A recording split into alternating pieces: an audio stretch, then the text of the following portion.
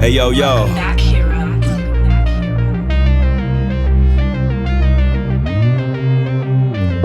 Yo, check it. This my special attack, 100 swords, 100 episodes, and here's to 100 more. Who got next? Place your change on the cabinet. Air Combo University graduates juggle my enemies before tagging in the Masters hero. Pros in action, toe tagging champions getting active. The message will always get near you.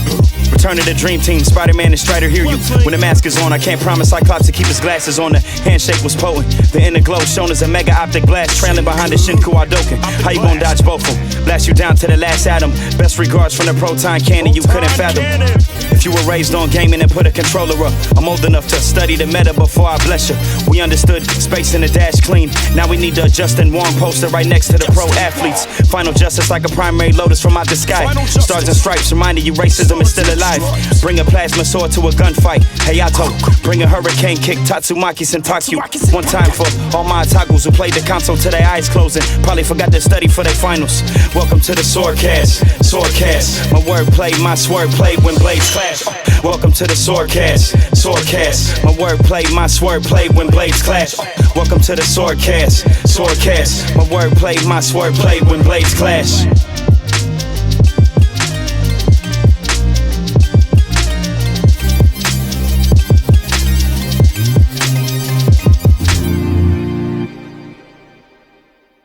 Recording.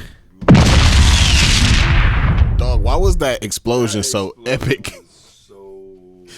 That shit was epic as fuck, bro. Oh, cause I was messing with the knobs and I turned that shit way up. That's hilarious. Dog, that Oversplosion, dog. That hit me in the gearbox. Right. On some Horizon, nigga. Ouch. That was loud. Yo, what is this, episode 108? Yeah. 108, something like that. Yeah, man, last week we did that definitive top 10 games list, and I gotta tell y'all, I don't know, there was a couple joints on there that I was not exactly thrilled about, but yeah, there were some questionable decisions made there. Some questionable decisions that were made, but it's all good, man. Episode 108. Yo, man, what are you into currently, my friend? All right, man. So, wow. So I just bought a piece of equipment for the studio. Some teak that I'm test driving right now, and everything is real crispy, bro. Like, kind of, it's disarming. I'd like surprise me. It sounds phenomenal. So I actually had to take one ear out because it was like too fucking much. But explosion was dog. But that was actually my fault because I fucking pressed the wrong button. Had that shit on super loud. Oh, I thought that was me that did that with my mouth. I was like, what? I'm so good at sound effects. Making explosions. That's funny. So what am I into, bro? Fucking look, I'm gonna keep it 100 with y'all, bro. I'm not done with the Horizon story, and it's been like 3 weeks since this game came out. I've got 95 hours into that shit, bro, and I've done every single side quest. I've discovered every single base. I've like done all the shit. I've maxed out my level. A nigga maxed out the level. I am the highest level you can possibly be. And I haven't even come close to beating the game yet. I have a problem. Game sweet as hell though. I can't be. I've arrived at the version of Aloy that walks into a 50-foot tall, you know what I'm saying, Mecha Godzilla lair and just like, hey bro, just watch out. You a hoe. I beat your ass and then proceed to, goddamn it, get out of here. Game sweet as hell, bro. I've also made a decision. Once I finish, I'm gonna probably finish that by this weekend. But I am going to revisit Sifu. I'm gonna revisit Sifu. Look, bro, it's too many people that I know I got more video game chops than that are saying that it's Well, they're not saying. Everybody says it's hard. It's Speed definitely run, hard. 26 minutes. Right. So, I mean, everybody that I know thinks that it's hard. It is hard. But there's too many people that I know that I got way more video game chops than that have beaten it. And I'm like, bro. Oh, yeah. That fuck. All right. I guess I got to beat it now. The competitive monster and you won't. Competitive fire, bro. Yeah, fucking, you know what I'm saying? Yoga fire. I don't even, it's not fun, but I got to do it. So, whatever. I feel you, man. Yeah, I mean, I'm gonna play it one day. I've seen clips of it, and I want to play it. It just got knocked down my list so far, man. Yeah. But so, I mean, are you ready to? I know you're not done with the Horizon story yet, but are you ready to make a choice on which one you like better? Oh, yet? for sure. The Horizon Forbidden West is flatly better than Horizon Zero Dawn. Like it improves in every way. The only thing, I mean, I've heard so Chris said, I mean, this sounds just like a more of a him problem than a game problem. Yeah. But he was complaining that it's like there's like too many options. Like there's a lot of different ways to play now. And he preferred it to be more simple. But like, I don't know, but I like the fact that like I got like, so in the old game, you had fire, ice, corruption arrows, and am I missing something? Fire, ice, corruption, and a couple of others. But now they added like plasma. They added like knockdown arrows. Right, They added, but it's up to you to figure out what works for you. and bro, like I said before, bro, I was talking to Edmund about this, dog. Like the thing that the gameplay loop that never gets old is here's a fucking giant robot. I'm just a human being with skin. This is a 50-foot tall, like mastodon robot, and I gotta find a way to turn that nigga off. Right. And like finding the power switch, dog. There's nothing more fulfilling than, all right, there's the gearbox. I little clip off the armor right here, expose this piece. I hit it with the right element. That shit get to percolating, and now all of a sudden it's about to explode. Hit it with an arrow, and just to see that life bar just disappear, bro. It's like crack, bro. It's like it never gets.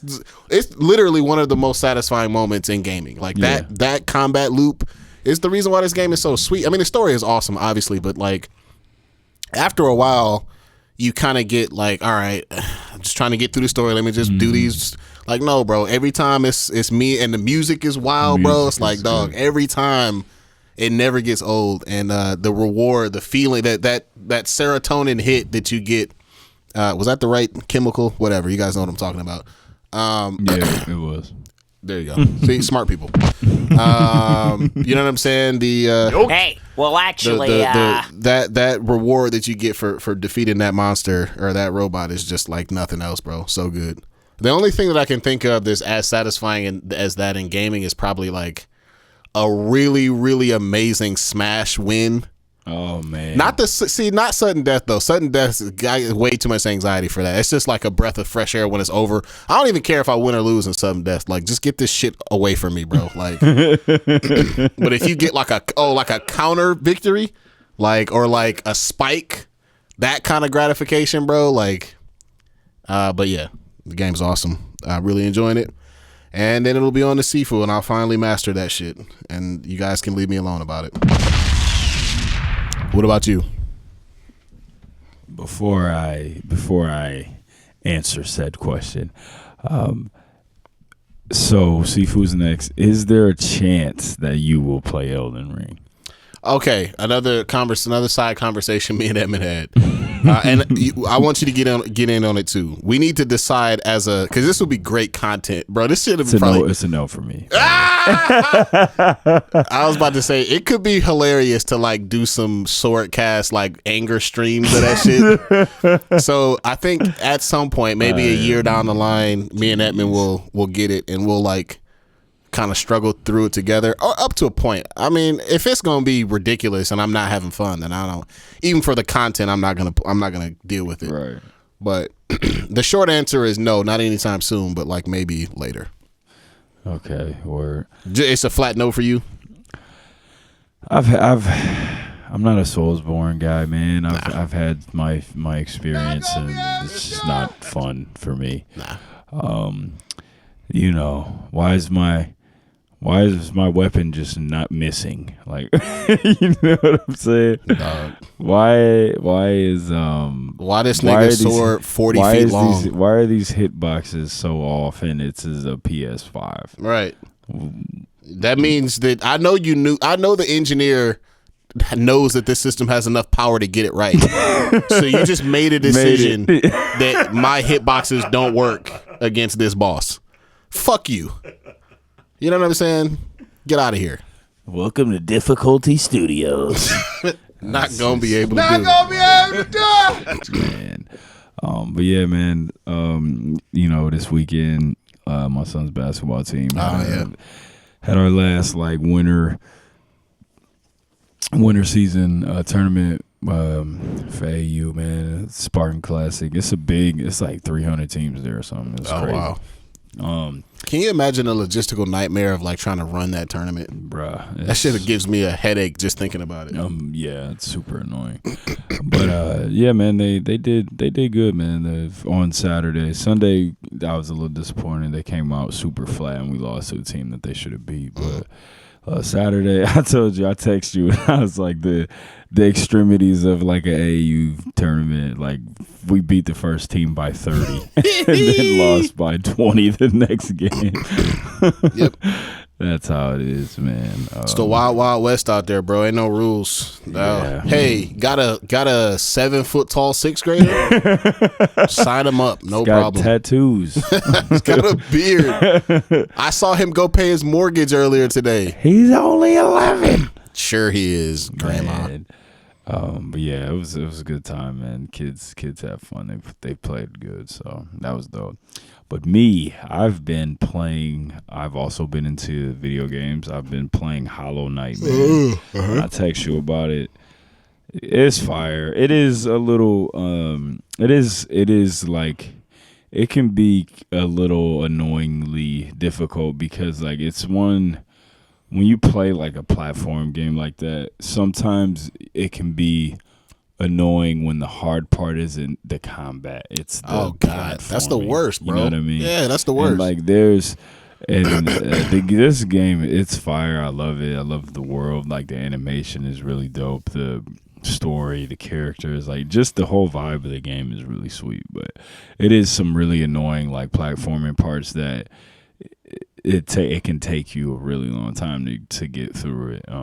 But again, like it's one of those games where you get the necessary little power ups and upgrades and come ups, and then they help a lot. You know what I mean? So yeah. So I'm with you on that, and I want to very badly, my friend, join you on these journeys, but bro, I just can't do it with the Metroidvania games, bro. That type of gameplay loop just does not do it for me. I missed out on the first like Returnal, which is like the first PS5 exclusive, just because they said that shit was basically a big Metroidvania, and I was like, okay, I'm all set. You mean I got to go back to this place that I just did to like unlock a screw to turn off a light switch so that I can open up something else that I've been through before? Like, I don't know about that, dog. Yeah, it's a lot of that. So you already know it's a lot. I don't know about that, bro. But yeah, man, it's dope. I like it. It's but like I said, man, it's just, and then it's like it's so many super necessary. This is the way I described it to when I was talking about it in the Discord. Like the game's fire. I do love it. I enjoy it, but I can totally see why somebody would play it and put it down after the first like 10 minutes. Sure, like it's totally designed for you. It's totally designed for if you make it. You might not even make it past the first 10 minutes to see how sweet it is. You know what I'm saying? Like it's definitely like that. But yeah, man, I like it. Some quick wrestling, man. Last night you came through with pizza and 10,000 chicken wings. 100,000 chicken wings. We watched AEW Revolution, man. which is, I guess, essentially like AEW's. It's like their pay-per-view that they do around the WrestleMania time. I don't know if I would say it's their biggest show. No, it's definitely all in, all out, either all in or all out. Yeah. I think they're both. Those are like kind of equal. Yeah. So I wouldn't say that, but it was dope, man. I think we had Eddie Kingston versus Jericho. That match was cool. I love the fact that Eddie Kingston won and he had a good match. Chris Jericho was just out there being melted ice cream a little bit. But. Man, I'm so tired of people singing that song, man. Jeez. Yeah, that was cool. And remember, we kind of bet on the bloodbaths that would take place that night. So much blood. They just can't stop bleeding in AEW. But yeah, that match was cool. My favorite match of the night, which I think was by far the best match, was the tag team match. I agree. The Jungle Boy and Luchasaurus versus the Young Bucks versus Red Dragon. That match was fire, insane, bro. Jungle Boy, he's so cold, bro. He's special, man. He's definitely special. I really hope they milk this for a while with the tag team. Mm-hmm. I think they're dope. But man, like when he starts getting into his singles run whenever down the road. Yeah. He's got it, man. I love Jungle Boy. He's super dope. I agree. Their finisher is nuts. I was about to say, yeah, he saw. So I had seen that finisher before, but I think haven't seen it in like the first time they seen it. And I never miss AEW, so that just shows that sometimes I just don't be fully paying attention because I've never seen that move, and I saw it last night, and I was freaking out. It was really dope. I don't know what it's called, but basically it's like it's like Luchasaurus like somehow flips the person over his shoulders into a front flip, and Jungle Boy catches him into like a power bomb. Power bomb. It's nasty. It's wild. I've never seen anything quite like that before. Yeah, that match was off the chain. That was my favorite. But I mean, that match was dope. Then we had the CM Punk and MJF match. I didn't like that match. I thought that match was way too long. Yeah. And then it obviously was a bloodbath. Well, I mean that's the thing, man. With dog collar matches, I'm not a big fan of gimmick matches like that. Yeah, I'm not a big gimmick match guy. Because it changes the way that, like, both of those guys are good wrestlers, but you like can't wrestle sweet. Yeah, with those constraints. Gotta stick to the gimmick. Yeah. So I feel that. But CM Punk coming out to his old ROH theme was really dope. I like that. I like it so much better than his one he uses and has been using. Agreed. I really like that one more. Yo, real quick before we move off from it, just a quick Cody Rhodes idea. I know we are not huge Cody Rhodes fans here, but I saw this. Right. No. And I thought this might actually be really interesting. So, Tony Khan bought Ring of Honor, and now all of a sudden Cody Rhodes is like might not go to WWE like that. The contract is sort of in dispute. So what if they bought Ring of Honor and they kept it like a separate company that obviously they could like cross over whenever they wanted, but they kept it separate and they had Cody run Ring of Honor and like have him get the power that he wanted with AEW in Ring of Honor, and then you could send a guy. Then it kind of solves their loaded roster problem because you could send a guy like CM Punk back to Ring of Honor, have him be like the fucking man over there, and the guys just don't have room for yet. Some of the young kids like Dante Martin, Lee Moriarty, like these guys that are on the come up, send them there and almost act as like an NXT type brand. What do you think? I think that would be dope, man. And then you could even like Ring of Honor still has a lot of legacy, man. So you could even have guys like Danielson go over and do some stuff, maybe win the title, the ROH title. Yep. I still got Jonathan Gresham, was super dope. I love to see him get involved too. So yeah, it would be dope. I think I'm excited to see what comes from him owning Ring of Honor now. Agreed. But yeah, man, back to the show. Then the Danielson Moxley match was dope. Like John Moxley has grown on me so much. I couldn't stand him for the longest time, and now he's just. Remember, I enjoy the guy who loves to just be here. You know what I'm saying? Like he just loves pro wrestling. He loves AEW. So he just has the crazy white guy. He like, does, man. Hey, but I'm a badass. But he actually is crazy though. Like that's why I don't like Karrion Kross, because he's like, I'm crazy. Look how crazy I am. Sure you are. And it's like, all right, bud. He looks like a cop. Officer Cross. Racist cop in particular. What you doing there? Yeah, you're gonna be a cop, Vince. I'm surprised Vince didn't like love him. All right, it seems like maybe it's because his hair wasn't long. Right, yeah, he's such a dinosaur. But yeah, that match was cool. I enjoyed that match. Regal randomly Dog, comes so out. random, It bro. was super random, but I liked it. It was cool. But it was also like, why is he here? He doesn't work here. And then he's like calling shots. Dog, you had me cracking up. Noveliss described William Regal as, because I asked what was the connection here, and he was like, yeah, well, you know, William Regal is sort of a technical wrestling grandpa. So, so I guess, you know, I was never a huge William Regal fan back in the day. I actually used to love him in WCW, and he was that's right, Lord Steven Regal. Yeah, because he was on WCW War Tour, wasn't he? Yeah, he actually used to have he had some good matches against Ultimo Dragon. When he was like the television champ or whatever. Yeah, so he was in that. He used to have some matches with Malenko and Eddie and them too. You the TV champ, bro. I just remember Booker T being the TV champ. Yeah, I remember that. Always giving them fire ass. Those like borderline like. He's had some sweet matches. I remember back in the day, him and Crispin Hua, him and that guy. They had like a series. They had like a 7-match series. Mm-hmm. For that belt back in the, man, this was probably like 90. I was young, man. This would have probably been like 97 or something, and the matches were fire. So, yeah, man. And then the Britt Baker and Thunder Rosa match. I did not like that match. I love Thunder Rosa, but like. Here we go, man. Let's get this out the way now.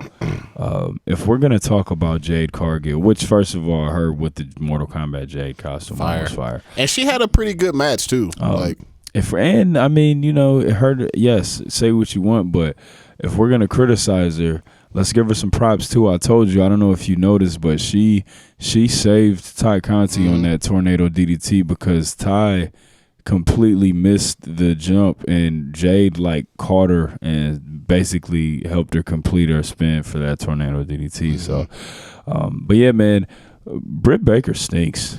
Yeah, I'm not a big fan. And I mean, I don't think that she's much better than Jade. So and she's got like 5 more years of experience. Yeah, than Jade. and so if we're gonna criticize.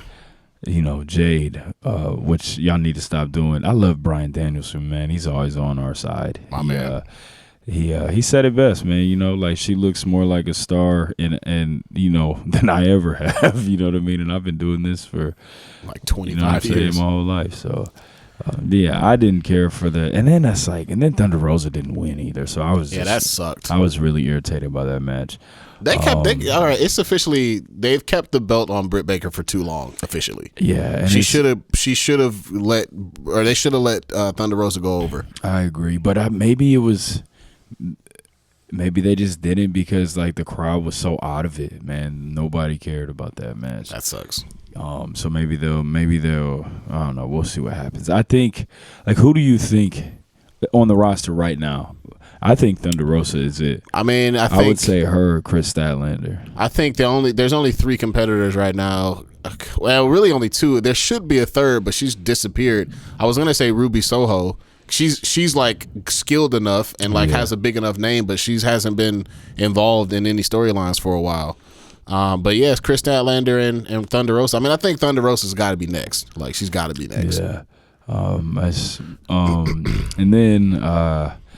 And then the main event, I like I said, man, I just and they're dating each other. These two you people. guys know I can't stand Adam Cole, but I just think that him being in AEW now, it just really him being around all these other sweet wrestlers, it just, in my opinion, it just makes him look bad. Yeah, he's getting exposed. He is. He's just like he's kind of a little white dude.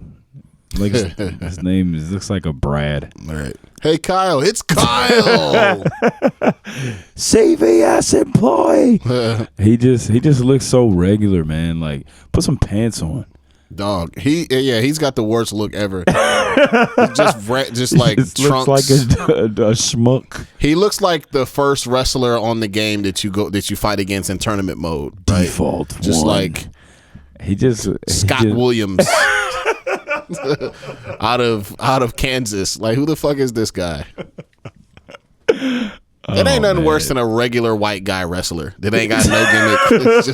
It's just like white guy in trunks that's like. And it's like, bro, I don't see it, man. I don't, and I can't stand Panama Sunrise. Yeah, that's it's such tough. a weak finisher. I don't like moves where the other guy has to do everything, all the work. Yeah. And I don't understand the jump at the beginning of it. Once they let him hit that on Keith Lee, Keith 600-pound Mammoth Lee, and NXT, I was completely out on that move. Speaking of Keith Lee, I'm kind of surprised that he didn't win that ladder match. I thought that I am too, but I mean, I think it's time for. I like Wardlow, man. Me too. I love the fact that he turned on Max finally. That was awesome. Yeah, I'm kind of excited to see where that goes. I like Wardlow, man, and he's an AEW guy, so I think that's dope.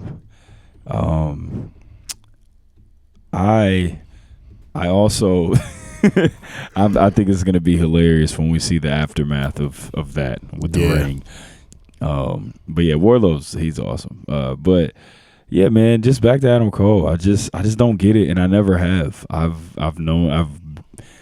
mean, he's been obviously been wrestling for a long time. I've seen him in Ring of Honor before he was even Bullet Club. When he was, I think he was in the Kingdom with like Matt Taven and them. I don't remember, but the Super Friends or something. I just never got it. Or Mount Rushmore or something like that. Well, yeah, he was with the Young Bucks and stuff, but I just never got it. Never got the hype behind him, and then it's just like so. Hangman is a guy who I used to think was like kind of very similar to Adam Cole. Me too. And then Hangman has kind of like hit this transformation over the last year and a half. And now I feel like they're not even in the same league anymore. No question.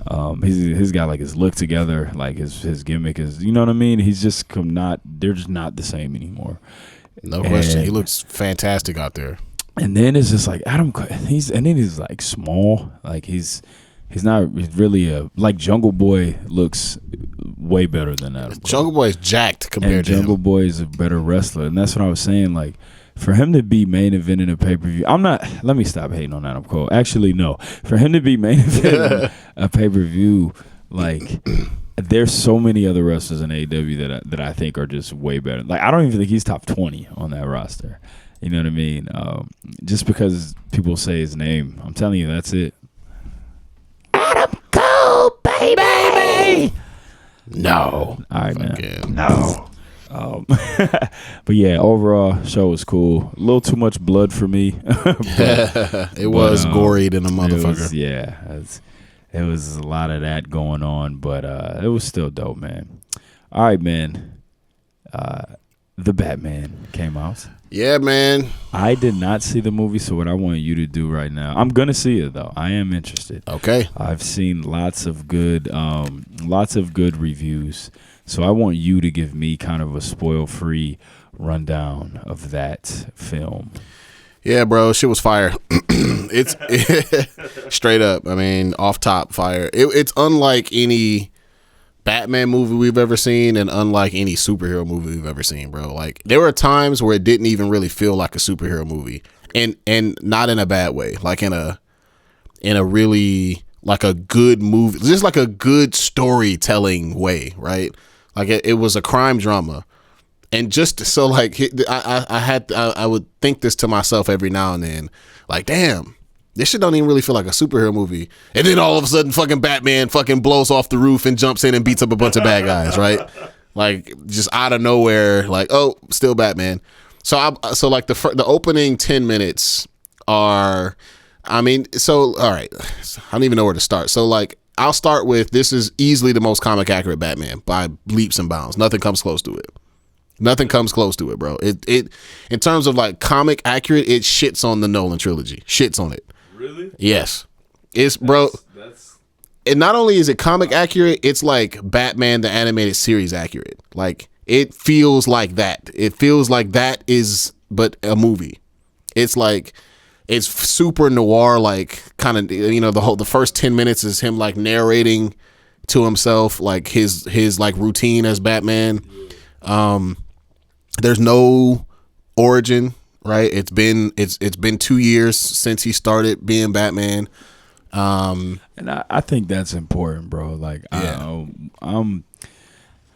I'm kind of past like superhero origin movies. Like, yeah, we read comic books, man. You know what I mean? I don't need to see no origins. I don't need to see ever. no origins. The rest of y'all just read some comic books, man, or Google some backstories. Or just go to Wikipedia. Yeah, man. It's especially a polarizing character like Batman. Yeah. Or just a oversaturated character like Batman. Yeah, that's a better way to put it. We've between like the live action films and the DC animated films, like there's an unfathomable amount of Batman content in the world. Yeah.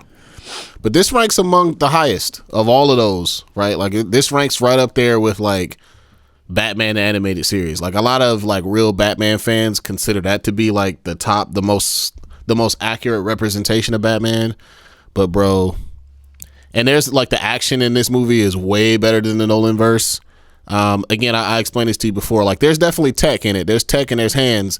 It's not pretty hands. It's not like, there's not like identifiable kung fu, but it's like brutal in a way that like makes sense. Like, Batman is using fear to horrify criminals. So I'm about to beat the brakes off this motherfucker and right in front of you type shit. So that so niggas already know what time it is. And so like the first 10 minutes of the movie really like drive that home.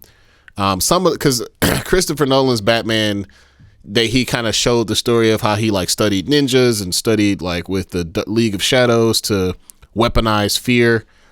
And it did a good job of it, but like this movie does a better job of it. It's like, it's less about the techniques of like, oh, just gotta use fucking whatever. It's more about like the psychology of like, yeah, these niggas ain't gonna never forget this shit type shit, which is, it's dope. I mean, it really is a different type of Batman movie. And just for all my film nerds, the cinematography, top notch. The acting was really good. The villain, the Joker was, or not the Joker. Who's the villain? The Riddler was awesome.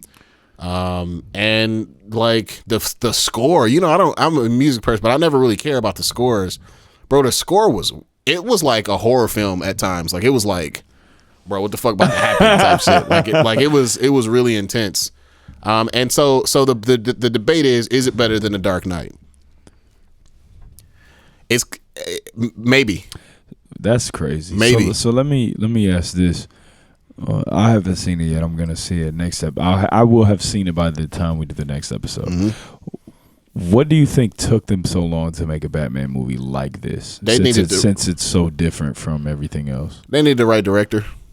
Matt Reeves is, well, two things. They needed to see how these other movies failed, so he knows like what not to do. And two, just Matt Reeves. I mean, Matt Reeves is the same guy who did the Apes trilogy. And you know, I think, bro, you're very high. Dog, the fucking Planet of the Apes trilogy, you can make a reasonable argument that it is the best trilogy of all time. Of like, and that goes to Star Wars, to fucking the MCU, bro. Like, I don't know if I feel that way, but like, it's not a crazy argument. Like, it's not an insane thing to say. So like, there were some scenes in this movie that reminded me of like that apes on tanks on fucking fire on horses scene in fucking Rise of the Planet of the Apes, which is like one of my favorite scenes ever. There were a couple of scenes in this movie that was like, oh, okay, that's the same nigga who did that. This shit's fire. But yeah, it's dope. So the one thing I'll say in terms of the comparison between the Dark Knight and the Batman is that I do think the Batman, I'm leaning towards the Batman is probably a little bit better, but I will say that there's no one thing about the Batman that's better than Heath Ledger's performance as the Joker. Like that's still the best, bro. Still the best thing out there. Nothing comes close to that. Like we changed the way that we do villains in movies because of that character, and nothing comes close to that yet. Yeah, I don't disagree with that. That's facts. But yeah, man, I'm gonna see it. I'm like I said, what you said, and just what I've seen online. No spoilers. I haven't seen any spoilers somehow, but I have just seen people that are they love it. Here's the crazy part, bro. The movie is not really spoilable. Like, there's not really like. That's very interesting. You know what I'm like? Because there's not really a twist. It's like you know who the bad guy is. You know it's the Riddler, but it doesn't even like. There's no thing. The interesting part about the story is not the reveal. It's the like journey, like how he. You can't spoil that. Yeah, right. Like just the battle between. I mean, there's some Death Note kind of in it too, with like the light versus L type shit. Like the back and forth between Batman and the Riddler is the best part of the movie, and you can't really spoil that because you know that he's the villain and Batman has to stop him. You know what I mean? So, but it's fire though. I actually think you'll like it. I know you're not a Batman guy. I'm not a Batman guy either, but I still like Batman movies. Like that's the one part of my Batman fandom that has survived is that I do still like the Batman movies, but the character himself, whatever. Right. I just Batman's crazy. Got all the tools to fight crime the right way. No, I'm gonna beat up hobos. Just beat up the underprivileged. Yeah. I'm just gonna beat up. I'm just about to beat up this poor man who stole a loaf of bread because he got laid off. Come here. I'm not wearing hockey pads. I'm gonna beat up the underprivileged. Right. But yeah, bro, I'm gonna check it out for sure. But last episode, I loved it. Heavy video game talk. We're gonna stick with that. We're gonna stick with the video game talk. The Nintendo Switch is 5 years old. Wow. That's crazy, man. I remember getting one for my son when it first came out. That was like his big birthday thing that year. And he was young, and he still has it. It's still intact. But yeah, man, I love the Switch. Switch is definitely. So it was 5 years. So it came out in 2000 or 2016. Something like that. Or 2017. Yeah. When did Smash come out? Oh, I think 2019. No, 2018. 2018. Yeah. So I got it. I was kind of late. I got it when like the day before Smash came out. Right. Because that's the only game I was gonna play on there. And then you played Breath of the Wild. Oh yeah, and then that was actually that's not true. I think I played Breath of the Wild first and waited for Smash to come out. Yeah. Yeah. But yeah, I love the Switch, man. I got mine right now. It's definitely becoming one of my favorite systems ever. I agree. It's just crazy to me that you can have it on the TV and then take it. Yep. And it just doesn't lose no quality. But yeah, man, I think that I love the Switch. It is one of my all-time favorite systems. Mine too. Where I guess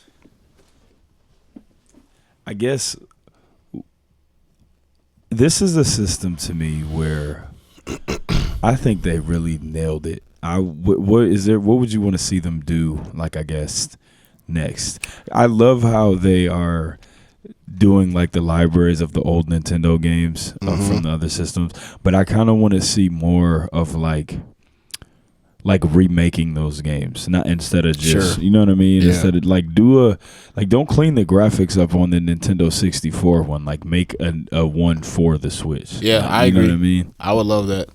They also need to fix their fucking Joy-Cons, bro.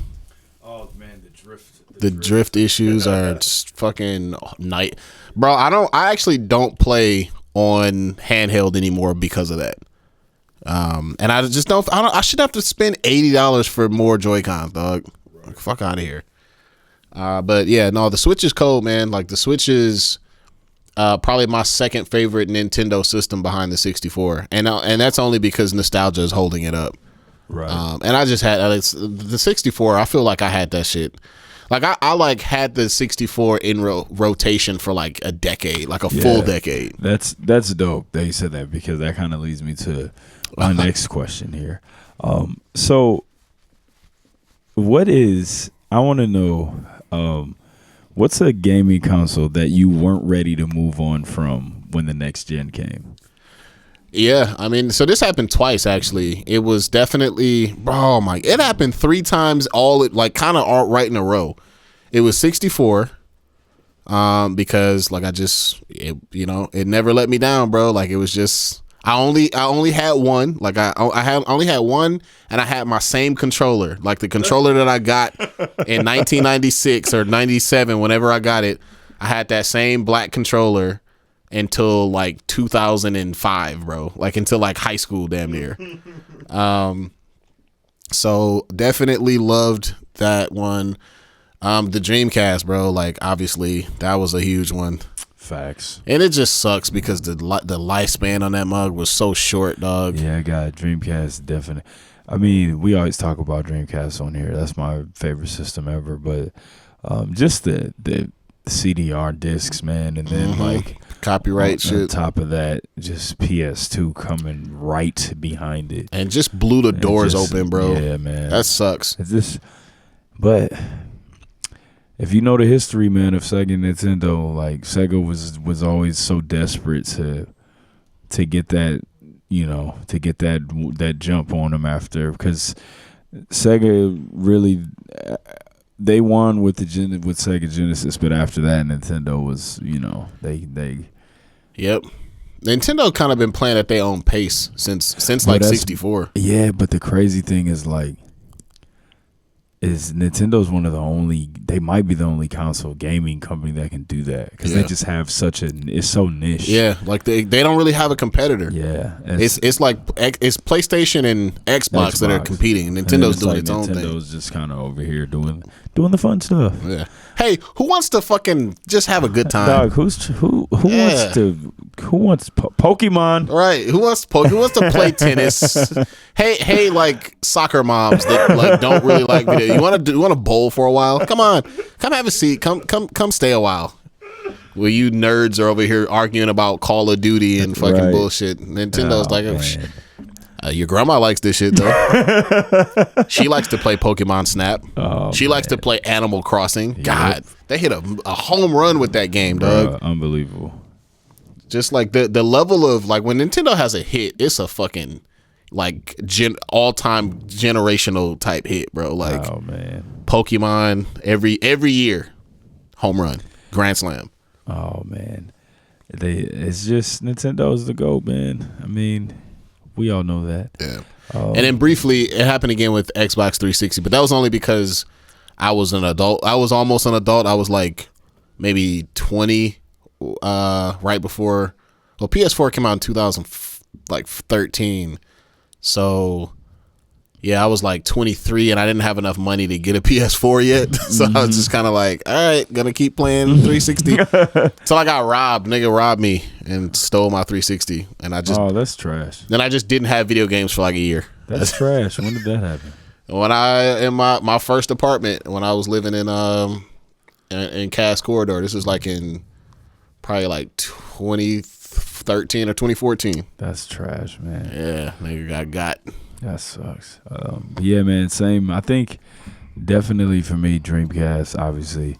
Xbox 360 is a really good one. That's one for me too, man. Like, I think a lot of people our age, that was kind of our 64 was our system. That was our first, that was our first big, like generational system. Right. But Xbox 360 was like our first system where we were like old enough to be responsible for like buying our own games. Yeah, yep.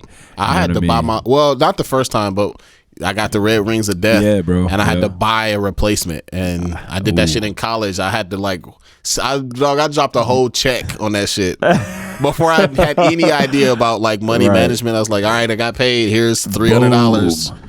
Give me a new one, you motherfucker. Yeah, bro. Like, yeah, definitely 360. I played 360 a ton. Was definitely not ready to push it to the side when like PS4 came out. So yeah, man, that's a good question. I had another gaming question for you before we get into our stuff here. What is a game that you took forever to finally play, but then you were kind of like, oh yeah, this lives up to the hype. I should have played this sooner. For sure, Horizon Zero Dawn. You took a long time to play that? Yeah, remember I told you it was the game that I like. Oh, that's right. Played in spite because people were using it to shit on Mass Effect. I was like, man, fuck that game, bro. That shit trash. Let me play this shit. And I was like, oh, my bad. So this shit is the greatest game ever. I was mistaken. My apologies. It was that. Also, The Witcher 3. I mean, I just beat that shit like 2 months ago, and that game has been out for like 5 years. What else? So here's the one, and this is kind of weird.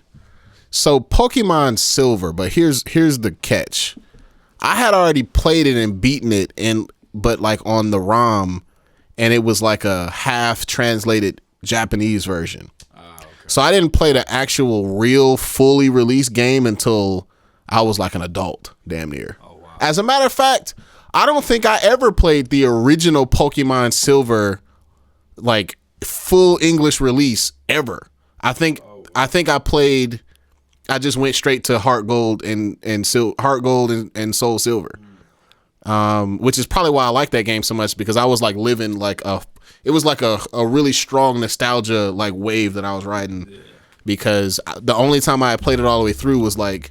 It was like 80% translated. I understood what was happening, but it was still kind of weird. Yeah. This line wasn't colored in all the way type shit. So yeah, but that's a little bit of a weird scenario. Right. No, I feel that.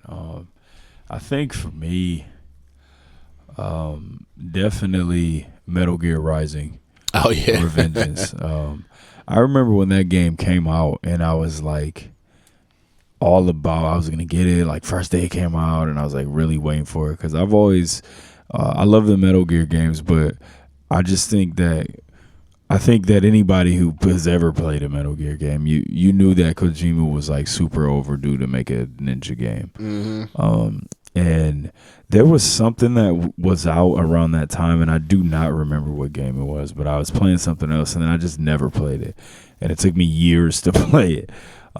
So that would be one. Horizon Zero Dawn would be another one. I took forever to play that game, and just for whatever reason, but liked it a lot when I played it. But back to the console question. I think I was such a handheld kid. I was not ready to move on from Game Boy Advance. Like, I thought Game Boy Advance, especially when they came out with like the SP, the little flip one, like that was my baby. That was kind of the era of my starting to get good at Pokemon stuff too. That was like Gen 3, so that's like Emerald and all those games. So I was not ready to move on from Game Boy Advance. I think that was only one generation that came out on Game Boy Advance. Gen 3, and Gen 3 is my favorite. Yeah. That's wild. Isn't that crazy? Yeah. Because right after that, it started moving into like... Because I think Black and White was after that, right? That was DS, yeah.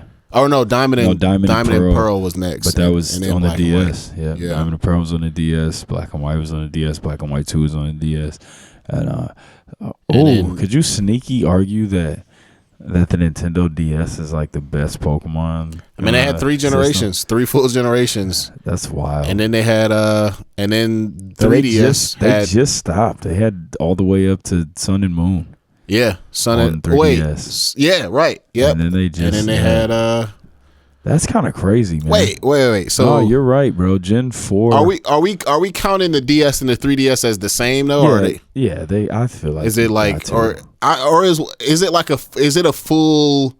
is the Xbox 360 to the Xbox One like how DS is to 3DS? I don't think so, because I feel like the 3DS just kind of added the 3D part. So if that's the case, then they had Diamond and Pearl, they had Diamond and Pearl, Black and White 2, Sun and Moon, Ultra Sun and Moon. Was there something between Sun and Moon and Black and White and Sun and Moon? No, after Black and White, it was Sun and Moon. Okay, so they just so like with Sword and Shield, that was the first one to come out on Switch. Yeah. So they have like 5 whole Pokemon games on there. That's wild. That's crazy. Yeah. Like 2.5 generations of Pokemon on that system. That's nuts. Also, the first like real sequel, like Black and White 2 is the first like only sequel. Yeah, the only sequel, direct Pokemon sequel. So, yeah, man, that's crazy. All right, man. Last week we did our SwordCast definitive top 10 video games, top 10 favorite games. And I complained. I complained about the list a little bit. Yeah, there was some nonsense on there. Sonic 3. The list was all over the place. But you know what, man? That's all right. The list was a little wacky. But I'm okay with it, man. I thought it was a really good episode. I'm trying to find the list right now, but I got mine. I can go ahead and start. Oh yeah, you can. I wanted to recap the. The list from the episode. I do know that number 1. Wait, what? I can't find it. Oh, here we go. Okay. So number 10 ended up being the Arkham series. Okay. Solid. Acceptable. Number 9 was Sonic 3. Fucking what, bro? Number 8 was Chrono Trigger. Acceptable. A legendary game. Yep. Shout out to the homie Eric. I know he's a big Chrono Trigger fan. Number 7 was Horizon. I loved that. Absolutely. I was all for that. Yep. Number 6 was Smash Fire. Of course. Number 5 was Ocarina of Time Fire. Of course.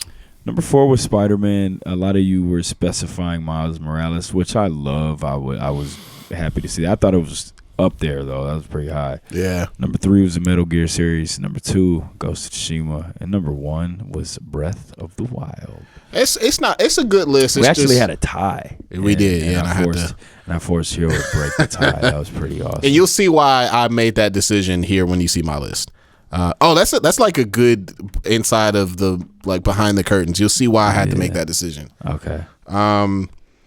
So that list was actually good. It just had Sonic 3 had no business being on there.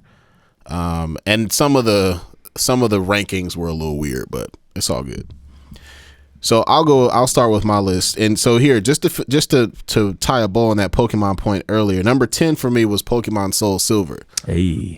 Now, I need to reiterate what I meant by that. I don't want folks to think that I just never played Pokemon Silver. That's y'all niggas. Y'all are too young to understand what the emulator age was like back in the day. Hey, man, come on, bro. I had to sketchy emulators, bro. I had to. Do you remember the no cash Game Boy, bro? That was the one that I had, and I remember. I remember that like. I had told you I had an emulator of Earthbound, man. Right? Yeah, me too. So for the reason why because I was in high school at the time, I was like a sophomore in high school at the time, and I went to a boarding school, so I lived on campus, and I like had no access. They wouldn't let you bring games on campus. You couldn't have like a Game Boy or anything.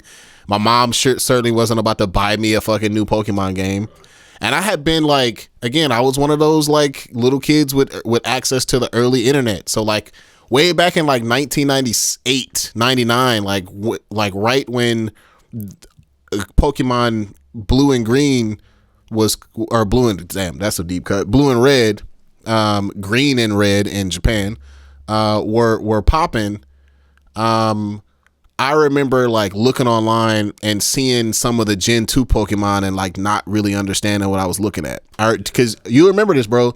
It was because we used to think that there were codes that you could put in on Game Shark to get those Gen 2 Pokemon. Like, for example, it was Marill. You remember we used to think that was Peekaboo. Mm-hmm. It was Steelix, who we used to call Demonix because we had no fucking idea.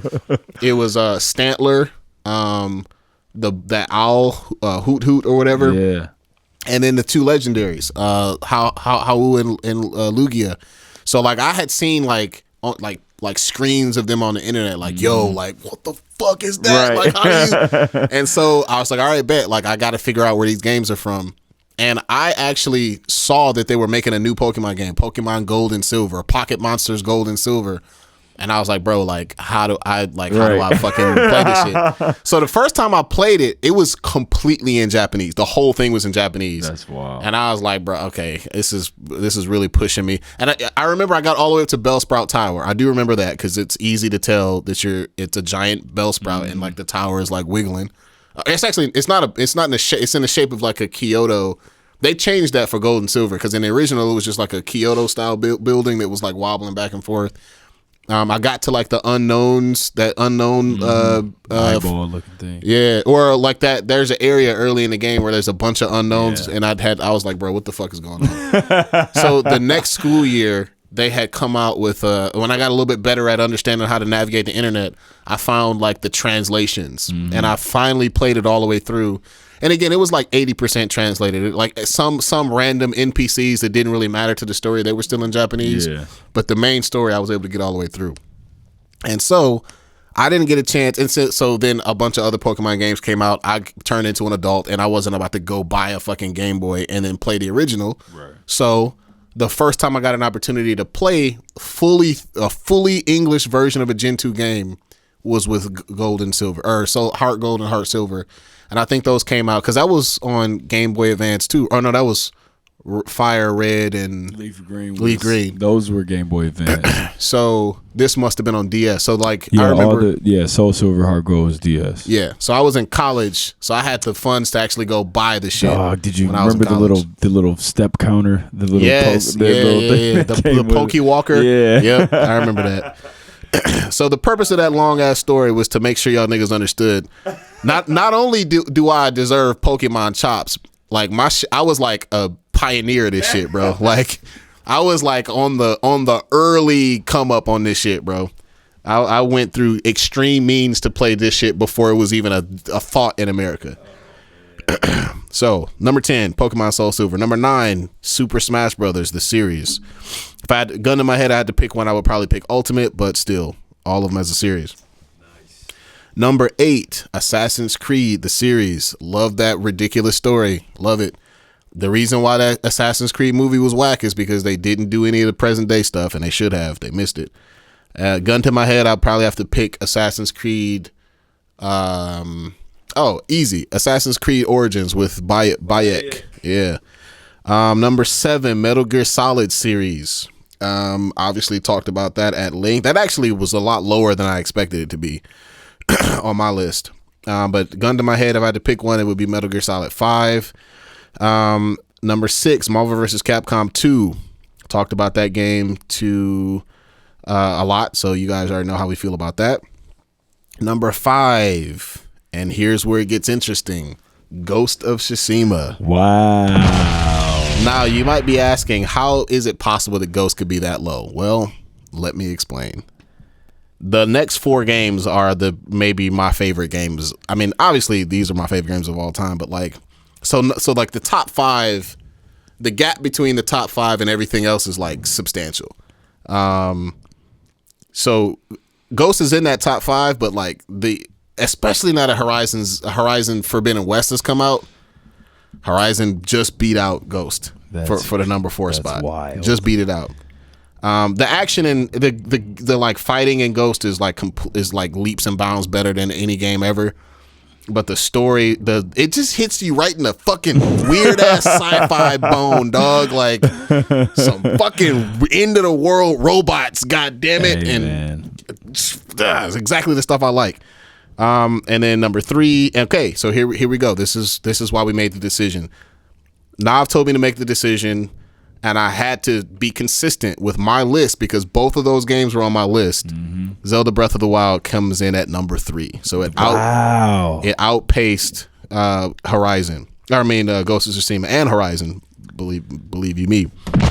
The top 2, Mass Effect. I'm telling y'all, dog, that's my shit. Mass Effect is my favorite, like, overarching story in all of video games. Fantastic.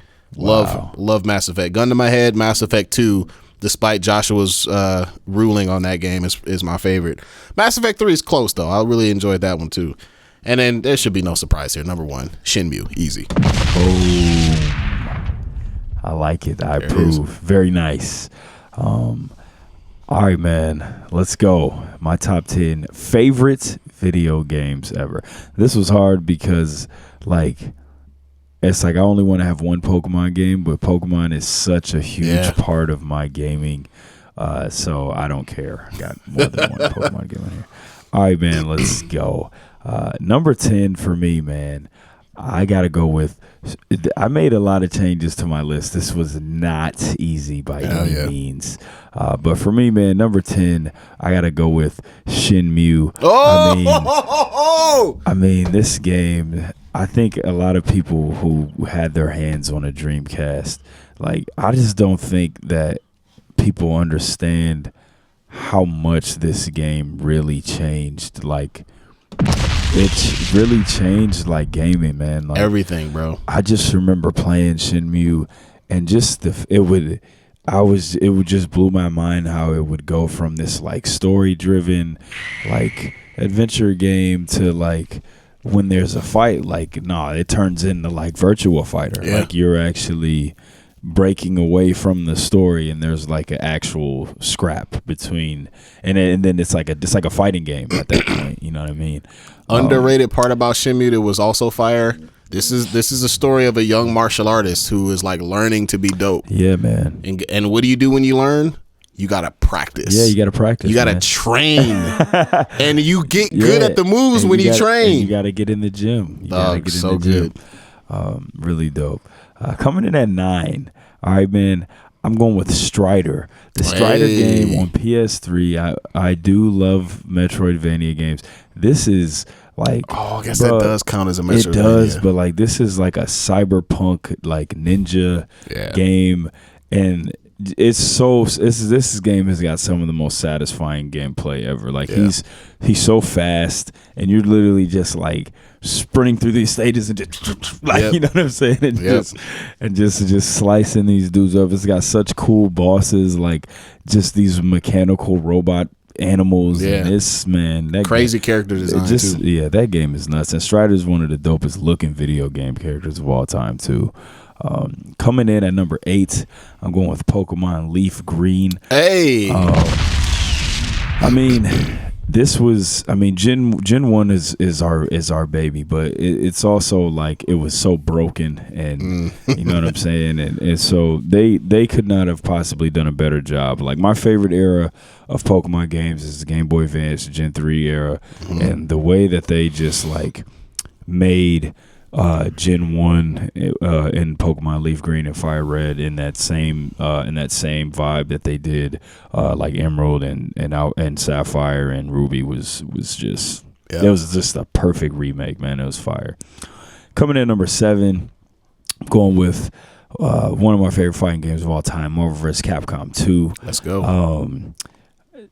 You already know, a lot of history there. I mean, it's probably the game that it was probably one of the first fighting games where I, like, forced myself to get good at it. Me too. Because I wanted to be good at it so bad.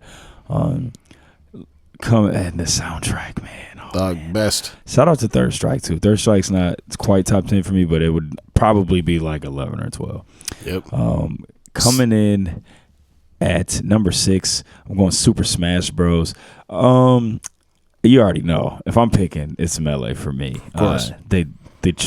The crazy plane crash game. Dog. Yo, that game has the highest, like, it's not, the learning curve is not what I'm talking about. It's like the difficulty, like, gulf is like, if you are so fast, bro, if you're a motherfucker who's, like, mastered this game, like, you can't play with these niggas, bro. Right.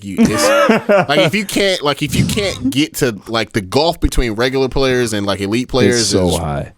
It's not even. They're playing a different game altogether, bro. You guys are. I talk about Smash Melee all the time. It's one of my favorites ever. And you know what, man? Sometimes I would think, because, like, I play these Metroidvania games, right? Like, I've always been good at the Mega Man Zero games. I've always been, like, I'm playing Hollow Knight right now. talk so highly of Ori. I think the reason I'm good at those games is because, like, bro, the style that you play is a lot like playing Smash Melee. Like a lot of short hops, a lot of dashes, a lot of, you know what I mean? Yeah, man, 6 Smash. Now we're going to get into this top 5. Let's go, man. Coming in at number 5, I talked about this game earlier. Metal Gear Rising Revengeance, man. Let's go. Kojima Ninja game. We got Raiden, Cyborg Ninja, crazy weapons. The cinematic fight scenes, nuts. The weapons, the combos. Like, Ghost of Tsushima, without a doubt, has the greatest sword combat of all time. But this game, it's probably number 2 for me. Very satisfying. Love it. And I mean, like I said, I played all the Metal Gear games, and Raiden was always with a Jack the Ripper. He was always he's always one of my favorite characters, so it's dope. Even though when they announced that this game was coming out, I definitely thought it was gonna be Gray Fox though. Yeah, but it could have. That's a kind of a missed opportunity. Yeah, too. I think so too. Technically, by this point in the Metal Gear canon, Gray Fox was already dead. Yeah. But listen, bro, you could have did so much though. If you want to make a new Metal Gear game, y'all need to fucking make a Gray Fox game. Yeah, dog. bro, he looked so sweet, man. That's one of the best character designs ever. I had a dude that I went to middle school with, and we went to high school together. And he was, I talked about him before. He used to draw. Dude used to draw so many. He used to draw Metal Gear characters too. Really dope. But yeah, man, number 5, Metal Gear Rising Revengeance. Coming in number 4, back to the kind of Metroidvania style game. I'm going with Mega Man 03.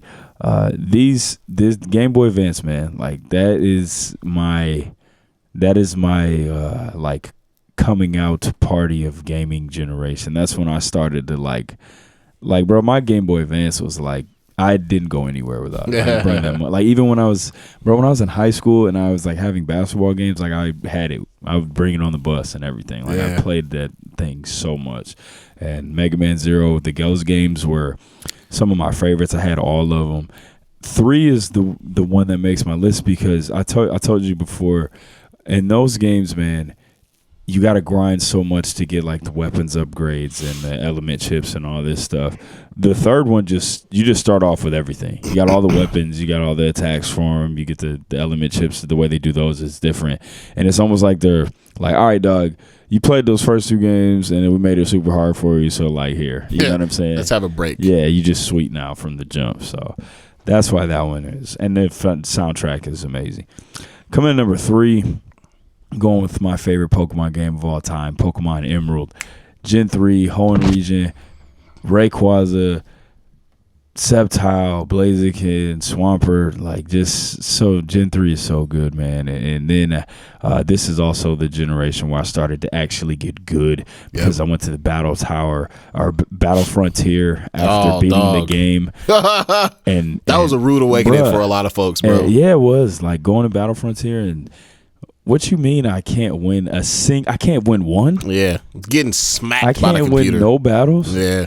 Like, you know what I'm saying? I remember being like, is there something wrong with the game? Like, I don't understand. What you mean? That was my best move. Why didn't they kill him? I'm level 100, bro. All right. Like, nope. You about to get smacked because you don't understand natures or type advantages. Right. You got a physical attack and Gyarados doing hyper beam. You don't know what you're doing. Yep. Blah, blah, you know what I'm saying? So it was a lot, man. So Pokemon Emerald. Number 2, this is the big shakeup on my list, man. Number 2, Ghost of Tsushima. Oh! and let me be clear, this is more like a 1A, 1B type situation. It's not really a 1 and 2, but Ghost, I mean, you guys already know. It's like my favorite game ever. Amazing. Just lived up to all my expectations. Sure. I constantly go back and play. We got our thing that we love to do with the squad online. Dog, that shit's so fun. Everything, like the greatest sword combat ever. The game is so satisfying. It's beautiful to look at. The soundtrack, the characters, the outfits, man, the costumes. There's so much, man. I love that game so much. My new number 1 on my list, man. And this is officially not recency bias because it's been a minute since I beat this game. I'm going with Ori and the Will of the Wisps. Man, I love this game so much. It's, again, I told you, man, I'm kind of a sucker for like cute but powerful video game characters. And also, man, like the way that you get me outside of like the world of like martial arts and like swordsmen and like samurai and stuff like that is give me, you know, characters that are beyond humans. Like give me some like fantasy, like you know, spiritual characters like this. This is the type of thing that I love, man. So Ori and the Will of the Wisp, amazing game. I showed you the clip from that boss fight, man. Yeah, the soundtrack's amazing. The graphics are crazy. The story is nuts. The combat is so sweet and satisfying. He's got so many different like weapons and choices for abilities. It's nuts, man. It's such a satisfying game. And then there's these like boss fights where you got to just run and you got to it's, and the music is, and man, don't look, bro. The first game is cool, but the second one is such a upgrade in every way possible. And the dope thing that they really do is, bro, they show it in so many different ways. Like one, in the second game, Ori is a beast when it comes to combat. Like it's not like that in the first one. Then even in the second one, it's almost like the chase scenes in the first game, Ori in the Blind Forest. The music that plays is like, it's like he's scared and it's like panicking and like, oh my God, I gotta get away from this. The music that plays in the chase bosses in the second game, it's like this triumphant, like, you know what I'm saying? Like, look how sweat I am. Up, flip, up, dodge, up, dash. Right. Like, you know what I'm saying? Watch out. Whoop. And it's like, and then they just like changed the whole vibe of the game. So that's my number one, man. Ori and the Will of the Wisp. Man, I really hope y'all play this game. It's incredible. I told you, it's like a Studio Ghibli movie with lots of scraps. Bro, that sounds like the greatest game ever. But yeah, man, that's my list. Number 10, Shenmue. Number 9, Strider. Number 8, Pokemon Leaf Green. Number 7, Marvel vs. Capcom 2. Number 6, Super Smash Bros. Melee. Number 5, Metal Gear Rising: Revengeance. Number 4, Mega Man 03. Number 3, Pokemon Emerald. Number 2, Ghost of Tsushima. Number 1, Ori and the Will of the Wisp. Shout out to Hollow Knight. I haven't got through it all the way yet, but I think once I get all the way through it, it could possibly crack my list, man. So we'll see. But yeah, man, that's it. Video games. Play video games. Get you a system. Have fun. Play. What are you, a loser? Play video games. What are you, too cool for school? What are you, too cool to play video games, man? Get you some games. Life changing. But yeah, man, that's my list. Thank y'all for listening. New stuff on the horizon. Yeah. Stay tuned, man. But yeah, man, thank y'all for listening. If you need the Discord link, just hit me up, man. You can always join the Discord. It's fantastic. And we'll catch y'all next week, man. Peace. Boom.